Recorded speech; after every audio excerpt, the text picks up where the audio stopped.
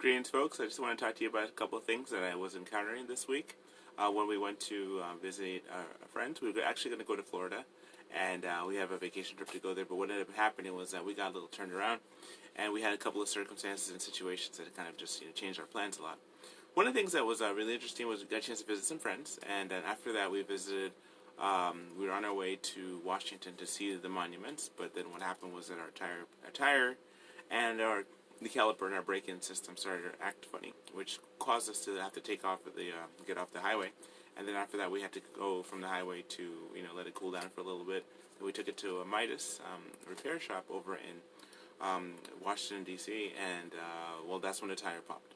And so when the tire popped, we were like really freaked out. But we thank God that we didn't die in a weird situation, because it would have been really bad for us to have to go through this, and then all of a sudden our car would flip over. But what I wanted to say was that when we got there, we had to find a place to stay. We stayed at a hotel, and then from there, after we fixed the car and did different things, and praise God, got the car working again, we decided that maybe this trip is meant for us to just kind of stay in the locale of Washington D.C.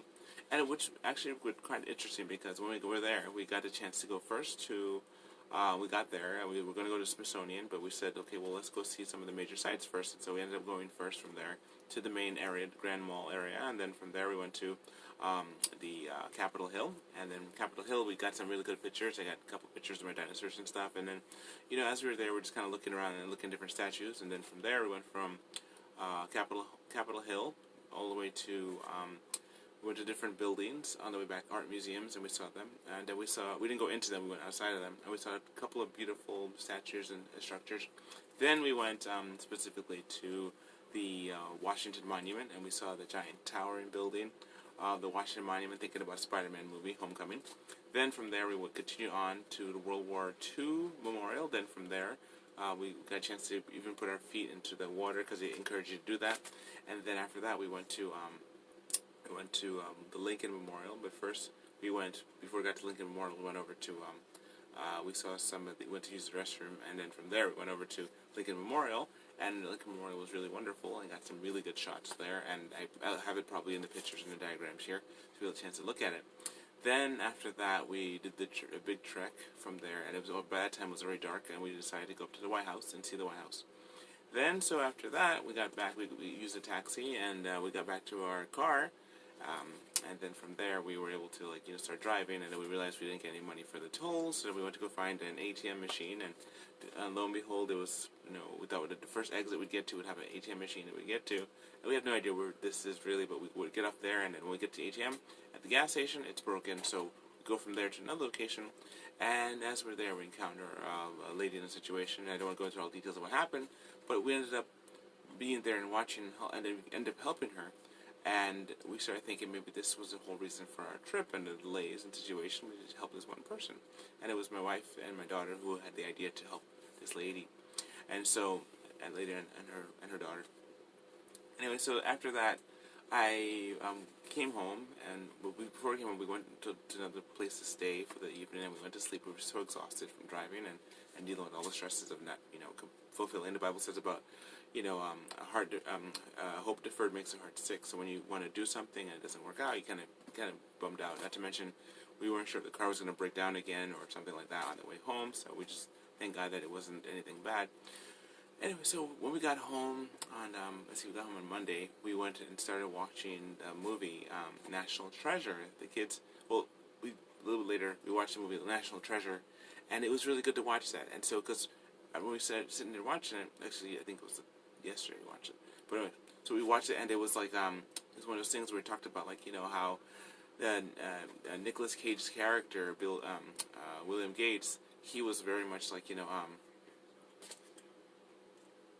he was Ben Gates, Benjamin Franklin Gates. It was the name of the, So what happened was, his story was that you had a situation where he was trying to find the treasure. At first it was a treasure hunt, then it became a thing to protect the the Declaration of Independence, and it became a thing where, they found the treasure, and the treasure became, a national treasure.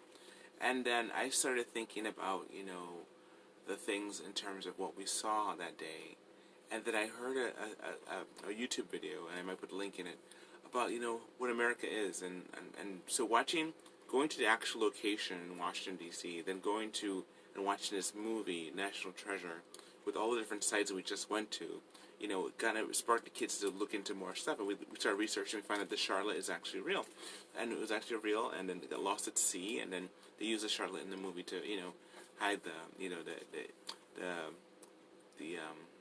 something pipe. I can't remember the name of the pipe, but it's like the pipe, and so that was where the secret lies with Charlotte. Anyway, so long story short, one of the things I want to talk about, it was a picture where I saw my children. They were sitting at one of the monuments right in front of the archives, and the archives was a big place in Washington, because the archives is where they have the Declaration of Independence. And if you know from the movie National Treasure, that's where he went to get the the Declaration of Independence. So he could get the treasure map on the back of it and all that stuff. So one of the things I thought about was that any one of my kids could actually one day become president. Because my kids were born here in this country. I was not born here in this country. I became a citizen when I was around 11 years old, and was able to be a citizen, and now I'm a citizen now in New York, of the United States. And so, incidentally, what's really good is that my children are born here, and the only way for you to be a citizen is for you to be born in this country. And but to be a president, you need to be born in this country. And one thing I thought about was that how is actually, they can actually do that at some point if they want to. And it was like I thought about too how this trip was God directed. God directed us through it. We were able to get to where we had to go to, and then the tire popped at Midas. It was God protected. It popped at Midas. It didn't pop on the highway. It didn't pop in the woods somewhere. It didn't pop at night. It popped at Midas's brake shop, and it had tires there to fix for us. And God selected us to do and to be able to be part of this. And even though we had plans to go and do something further down the line, go to Florida, we ended up getting stopped in Washington D.C. And it's not Washington D.C. God made us go there, allowed us to go there, so we can actually see and not see museums and not see things that were to see the different buildings. And each building has significance. And so one of the things I just wanted to say was that each one had a significance. And I just said that, but let me just say it again.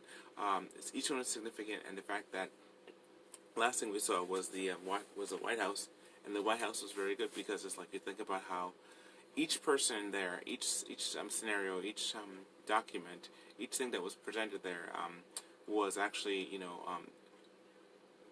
something where somebody gave their life. For example, the Capitol building, it was a place where people make decisions and people's lives are affected by that. Then you have another thing where the World War II memorial, people were affected. Washington was the first president, and his life it ended, but he was the first president of the United States. To the Washington Monument. Then you have Lincoln, and Lincoln was shot, and he was freeing the slaves. So freeing the slaves from the country was split in half, and even they have pictures of civil rights, and you have Martin Luther King, and you have many of the civil rights activists that were there at Washington D.C. Going to Lincoln's memorial there, and they had rallies, and also 1960s they had the rallies and everything there as well to protest the wars. And so you have a lot of protests, a lot of communication, a lot of things are happening there, and that's a very significant place. It's not like it's not one of those things where it's just like a place that you can go to and it's fun. Like we went to the 9/11 Museum Memorial, and I didn't post any pictures about it because I feel as though it was like a tomb, going there, and it wasn't anything like a place that I wanted to remember because there's so much mystery shrouded in what happened, But the most important thing I want to say was that that we as Americans, I'm an American, and as an American, we want the best for our families. We want what our families can do that can change this world, and we don't want to just be just let it go away. I wanted to say something about making America great again. What made America great to begin with, and it was freedom. There was a lot of the principles based on Judeo-Christianity, based upon the fact that people were willing to stand for what they believe in, willing to not fight for what they believe in, willing to die, and like what they said in the movie in National Treasure, that if he was if you had a situation where they got caught, they would have been drawn and quartered, they would have been shot, hung, they would have been burned alive, all kind of stuff for the treason that they had committed in order for them to actually become for us to have America today. And what made America great was that people believed in what they believed. People knew who they were, people knew what they believed in, and people believed, they were willing to stand by what they believed, and each of the laws of the constitutions and the amendments were given to us to maintain the greatness of this country. And so much so that people from all around the world want to come here in droves. So I just want to say that, thank you so much for listening, but I wanted to just say also that, the reason why America is great is because there's people in there that believe in what they believe. I think about what Donald Trump, and that he actually believes, and he actually is believing that he's going to make a difference in this world. Like when he was campaigning, he said a lot of really wonderful things, and he's been fulfilling a lot of things he's been saying. So with that in mind, it's like I just want to say that there's he believes what he says. He didn't apologize for his country like some presidents in the past. He didn't just say things he doesn't believe. He believes that this America is a great country, and that believes that we can actually make good things happen. Because people want to come here so badly, and the way the media has been like portraying things and lying and this whole Russian collusion thing, it's just taking apart where people don't know what to believe anymore. And there's a verse in the Bible that says, Jesus says, you believe in God, believe also in me. It says, in my Father's house are many mansions. He says, I go prepare a place for you. There's a lot of things where he says, you believe in the Father, believe in the Son. And he says a lot of things where he believe. And a lot of the people who came up in the scriptures, or who came along from the scriptures, using the Bible, realizing that, man was meant to self-govern before his creator. When I was reading, there's an aspect of, where you have, in the monument, it talks about how one side who believe in the same God, another side believe in the same God, and they're having a fight about war. And it says, woe to about offenses. The Bible talks about offenses, and it says, offenses will come, but woe to them by whom the offenses will come.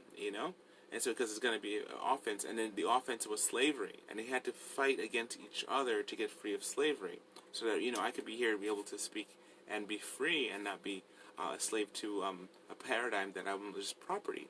No, I'm actually a person because somebody went out and they risked their lives and they were shot and they died so that I can actually be here to present. So I'm thinking that one day my kids, my interracially mixed children could actually one day be president. They could actually be anyone if they want to be. But the thing is, like, what I want to say too is that we have an opportunity to change this world, and America has been a really good place to the world. We are a capitalist society, and then what happened? You're able to build and do stuff, and you can have houses, you can have cars, you can go to all these different things. All the blessings of being an American. And we also have the freedom of speech, the freedom to say what we like to say, and that's protected. We may not always have the freedom just to do what we want to do, but we have freedom to say what we want to say. And we can be, and every other country in the world does not have the freedom of speech. So the first freedom, the first amendment that we have is that we have the freedom to speak, freedom to say what we want to say. And it's like, the thing about also is that we have rights, and that rights have been given to us, granted by God. Not government didn't give us these rights. I know government wants to take away some of these rights, but these rights that we are given are what they say are inalienable rights, right? That no one has given it to us except God. God has given us these rights to life, liberty, and the pursuit of happiness. I'm going to stop here for now, but I just want to say that, there are many things in this world, and we have the opportunity to change this world, because we have an almighty God, and I believe in God. I believe that Jesus died on the cross for my sins. He died, he was buried, rose again the third day, and that, he gave the founding fathers and a lot of people wisdom to put together a democracy, a representative democracy that we live in today, that we can actually be free. And I know there's a lot of things where we're getting taxed and things like that. It's changing the whole dynamic. But the bottom line is that we have an opportunity to be free, and we have an opportunity to make America great. And America is great, and to make it great again. So it's like, we don't want to lose hope or the fact that we are actually, actually a great country. So I just want to say thank you so much for listening, and just remember, God doesn't do anything accident. Everything happens on purpose, and that your life, your chance for your opportunity to listen to me today was not by accident. So I just want to say, God also warns us that one day is the day we're going to give account to the things that we've done. We have to stand before Him, and if we try and stand on our own merit, we're not going to be able to make it, because our own merit, we all have sinned. But the Bible said God sent His Son. God so loved the world that He gave His only begotten Son, that whosoever believeth in Him should not perish but have everlasting life. He says that, if you believe in Him, you'll have eternal life, because all of us have sinned. We've all sinned against God. But if many has received Him, He's given the power to become the children of God. So if you receive Him, He'll make you a child of God. We're not child of God because we're born. We're a child of God because we choose to accept Him. So I just want to say thank you so much for listening. All right, have a good day. Peace and God bless. All right, bye.